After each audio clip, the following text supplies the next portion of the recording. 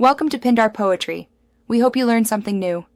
You start by measuring 1 to 2 tablespoons of chia per serving. This gives you control over texture. Once measured, pick a liquid, water, dairy, or plant milk, and follow a 3-to-1 liquid to chia ratio so seeds hydrate properly. You want to whisk or stir vigorously for 20 to 30 seconds to break surface tension and prevent clumps, then let it rest briefly. Make sure to transfer to a jar if you'll shake or store it. Sealing speeds infusion and keeps things tidy. Once the seeds have been mixed, let them hydrate for at least 10 to 15 minutes for a loose pudding. For a firmer set, give them 2 or more hours. You can flavor during or after soaking, add honey, maple, cinnamon, citrus zest, or mashed fruit, but make sure to fold gently so you don't break the gel. If you need a drinkable texture, add more liquid and stir. For spoonable chia, reduce liquid and chill. Taste and adjust sweetness before serving. You're ready to serve.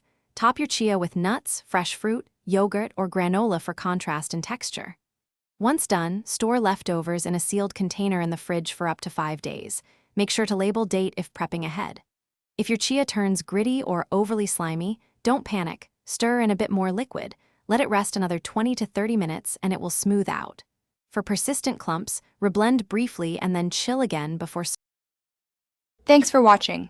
Consider subscribing if we helped you.